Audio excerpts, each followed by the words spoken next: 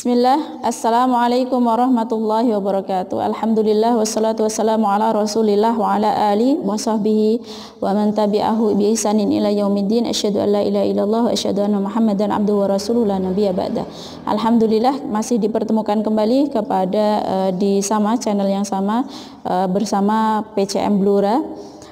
Pada kali ini kalau kemarin kita sempat membahas tentang penulisan dan pengumpulan Al-Quran baru sampai ke jenjang kedua, saya ulang sedikit tentang bagaimana kondisi-kondisi atau kodifikasi Al-Quran, fase-fasenya atau jenjang-jenjangnya. Bahwasanya yang pertama, bahwasanya di zaman para sahabat, zaman Rasulullah SAW, di mana para sahabat menghafalkannya ketika turun ayat satu ayat atau misalkan satu surat, karena Al-Quran itu tidak turun secara langsung ke bumi ini langsung 30 juz tidak, tetapi ada yang turunnya satu ayat, ada yang turunnya kemudian satu surat full. Nah, seperti itu. Nah, di sini kemarin kita bahas tentang tahap pertama yaitu pada zaman Rasulullah SAW, dan tahap yang kedua yaitu pada zaman Abu Bakar As-Siddiq radhiyallahu anhu. Jadi siapa yang dikasih tugas pada zaman Abu Bakar As-Siddiq ketika memberikan tugasnya, yaitu Zaid bin Sabit. Jadi beliau ini adalah pencatat wahyu. Jadi Zaid bin Sabit berkata, aku mencatat wahyu di dekat Rasulullah SAW kala beliau mendiktekannya kepadaku, kepada Zaid. Setelah aku selesai mencatat, jadi setelah turun kemudian sampai kepada Rasulullah langsung itu di dekatnya ada Zaid bin Sabit, kemudian dicatatlah oleh Zaid bin Sabit, diucapkan oleh Rasulullah, kemudian dicatatlah Zaid bin Sabit. Setelah aku selesai mencatat, kemudian Rasulullah SAW berkata, bacalah, bacalah, aku pun membacanya. Jika dalam bacaanku ada yang kurang, kemudian beliau luruskan atau betulkan, kemudian Rasulullah luruskan. Lalu setelah itu baru disampaikan kepada orang-orang atau pada sahabat-sahabat yang lainnya. Jadi di sini bahwasanya Al-Quran itu ketika turun langsung bisa dihafal oleh Rasulullah Shallallahu Alaihi Wasallam. Kemudian baru diajarkan kepada para sahabat. Jadi tahap yang ketiga setelah tahap Abu Bakar yaitu mengumpulkan yang tercecer tadi dari pelepah kurma, dari kemudian tulang belikat unta atau dari kulit, jadi kulit unta, nah, atau kulit kambing, dan di situ hewan. Jadi ditulislah di situ ayat-ayat Al-Quran. Pada tahap ketiga ini setelah kemarin tahap kedua itu sudah dikumpulkan, jadi dari tulang-tulang kemudian itu dikumpulkan jadi satu, dipegang oleh Abu Bakar. Setelah Abu Bakar wafat kemudian dipegang oleh Umar. Setelah Umar wafat kemudian dipegang oleh Hafsah, putri Umar. Kemudian pada tahap yang ketiga ini pada zaman siapa? Zaman Amirul Mukminin. Siapa? Utsman bin Affan radhiyallahu anhu pada tahun 25 Hijriyah. Sebabnya adalah perbedaan kaum muslimin pada dialek bacaan Al-Quran sesuai dengan perbedaan mushaf yang berada di tangan para sahabat radhiyallahu anhum ajmain. Karena perbedaan ketika membaca Al-Quran itu sudah terjadi ketika zaman Rasulullah.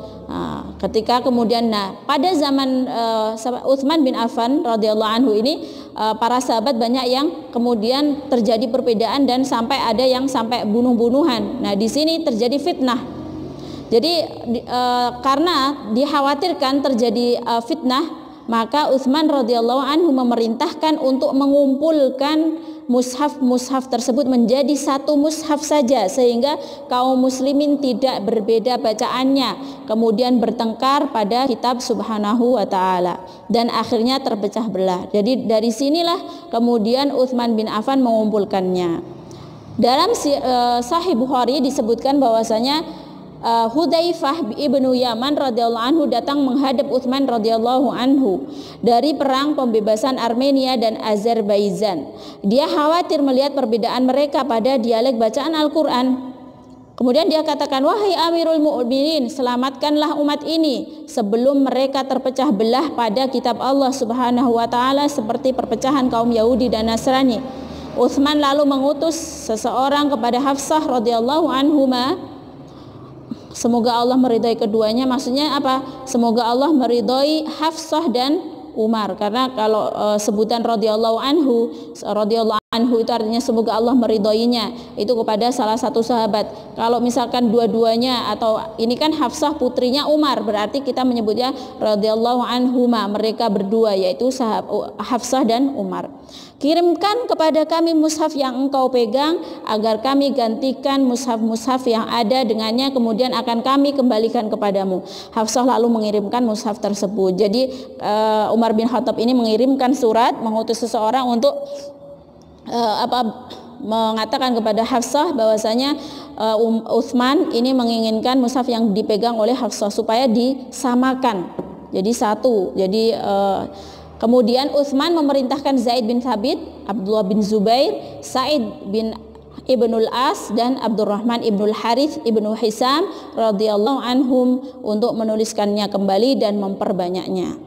Jadi ketika sudah ada di tangan Utsman mushaf tadi dari Hafsah, kemudian memerintahkan tadi Zaid bin Thabit, Abdullah ibnu Zubair, Sa'id ibnul As, Abdurrahman ibnul Harith. Nah, ini semuanya sahabat-sahabat radhiyallahu anhum ini diperintahkan untuk menuliskannya kembali dan memperbanyaknya. Kalau kita tinggal fotokopi jebret jadi ya. Nah, ini ditulis. Jadi ditulis, diperbanyak. Karena apa seperti itu? Karena pada waktu zaman Utsman, zamannya ini sudah mulai Islam tersebar kemana-mana. Mulailah banyak sekali sudah karena kan yang namanya bahasa Al-Quran itu turun di Jazirah Arab, dan bahasa dengan bahasa Arab pada zaman sahabat itu bahasanya sudah asli bahasa Al-Quran. Karena lughatul Quran itu lughah Arabiyah itu lughatul Quran.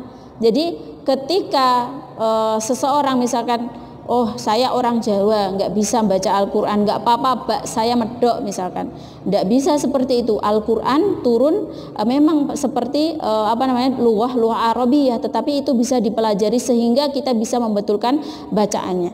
Zaman para sahabat ketika perang, kemudian mereka sampai Azerbaijan atau kemudian sampai Kufah, sampai Basrah, sampai Romawi, Persia. Bayangkan bahasanya sudah berbeda. Ada yang kemudian menikah, ada yang kemudian mereka punya keturunan. Nah, kira-kira kalau misalkan orang Indonesia saja sebatas Indonesia, ketika orang Sunda nikah orang Jawa, itu kira-kira anaknya bahasanya bahasa apa? Nah, di sini ketika seperti itu akhirnya banyak sekali di sini ada mungkin perbedaan, kemudian selain perbedaan yang memang ada, tetapi dari sini pada zaman ketika sudah tersebar ini, Utsman bin Affan kenapa memperbanyaknya, dan tidak hanya memperbanyak Al-Quran saja. Jadi ketika mengutus atau mengantarkan Al-Quran ini disertai dengan qurra, disertai dengan para penghafal Al-Quran. Misalkan dikirim ke Kufah, ini juga ada para qurra'nya, para penghafalnya, jadi untuk mengajarkannya. Jadi Al-Quran itu tidak hanya dijaga itu bukan hanya dengan tulisan saja, tetapi dengan hafalan, dengan ucapannya. Jadi bunyinya itu juga dijaga, jadi tidak sembarangan. Makanya tidak ada yang membaca alif lam mim dibaca alamat misalkan, dalikal kitabul la raiba fi, kemudian dibaca yang lainnya, tidak. Tetapi sama, seluruh dunia bacaannya sama. Gitu. Jadi dari sini Utsman bin Affan memperbanyaknya. Jadi ditulis kembali, ditulis dibanyak. Zaid bin Thabit, kemudian dari tadi Zaid bin Thabit ini berasal dari kaum Ansor, sedangkan yang tiga orang yang lainnya tadi berarti Abdullah ibnu Az-Zubair, kemudian Sa'id ibnul As, Abdurrahman ibnul Harith, ini mereka ini dari Quraisy. Dari Zaid bin Thabit ini dari Ansor, sahabat Ansor. Utsman mengatakan kepada ketiganya ketika menulis, jika kalian berbeda pendapat atau berbeda bacaan dengan Zaid bin Thabit, maka sebagian ayat Al-Quran maka tulislah dengan dialek Quraisy, karena Al-Quran diturunkan dengan dialek tersebut.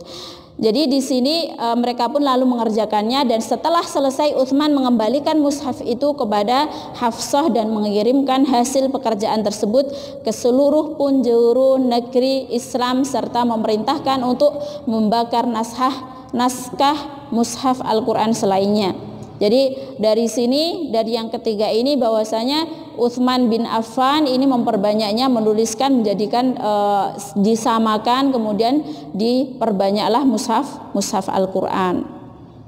Jadi perbedaan pengumpulan di antara Abu Bakar dan Utsman ini ada perbedaan ya. Pengumpulan yang dilakukan Utsman dan pengumpulan yang dilakukan Abu Bakar radhiyallahu anhu adalah tujuan dari pengumpulan Al-Qur'an di zaman Abu Bakar adalah menuliskan. Jadi menuliskan dan mengumpulkan keseluruhan ayat-ayat Al-Quran dalam satu mushaf agar tidak tercecer dan tidak hilang tanpa membawa kaum muslimin untuk bersatu pada satu mushaf. Tapi ketika Utsman bin Affan ini menuliskan, mengumpulkan, juga memperbanyaknya. Bahkan ketika zaman Abu Bakar, ketika Zaid bin Sabit mengumpulkan, itu tidak sembarangan mengumpulkannya. Jadi ketika mengumpulkan Al-Quran, para sahabat itu tidak semuanya punya. Jadi ketika turun ayat, sahabatnya ada yang nulis. Jadi ketika nulis dan mereka hafal, kemudian diumumkan siapa yang punya ayat ini. Kemudian saksinya harus 2. Jadi tidak sembarangan, oh saya punya, enggak. Tetapi harus ada saksinya. Ada 2 ayat di dalam Al-Quran ini yang tanpa saksi 2. Jadi saksinya hanya 1, yaitu Khuzaimah. Karena Khuzaimah bin Sabit ini beliau dijamin oleh Rasulullah Sallallahu Alaihi Wasallam, karena ketika waktu itu Rasulullah sedang bertransaksi domba dengan kaum orang Yahudi, dan orang Yahudi ini mengelak. Jadi dengan mengelak, tetapi kemudian Khuzaimah bersaksi bahwasanya Rasulullah Sallallahu Alaihi Wasallam yang membenarkan Rasulullah Sallallahu Alaihi Wasallam. Kemudian Rasulullah Sallallahu Alaihi Wasallam bersabda, kesaksian Khuzaimah itu sama dengan 2 orang saksi. Jadi ada 2 ayat di dalam Al-Quran yang ketika dikumpulkan hanya 1 saksi saja. Di situ segala puji bagi Allah, Rabbus Sama wa Rabbul Ardi, Rabbul Alamin.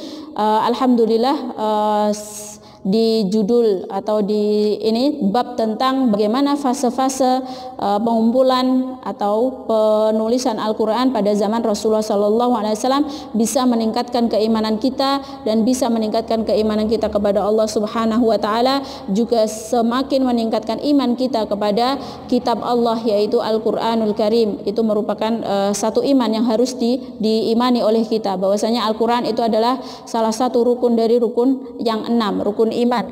Makanya setiap muslim harus mencintai Al-Quran. Ketika kita sudah mencintai Al-Quran, insya Allah ada perubahan di hidup kita. Jadi jangan hanya kemudian hidup ini mungkin jadi seorang muslim, oh saya Islam, tetapi tidak mengenal apa itu Al-Quran. Naudzubillahi min dzalik. Semoga kita semuanya diampuni Allah Subhanahu wa Ta'ala, dan kita dikasih kesempatan untuk terus belajar Al-Quran dan bisa mengamalkannya. Billahi taufiq wal hidayah. Tsumma salatu wassalamu alaikum warahmatullahi wabarakatuh.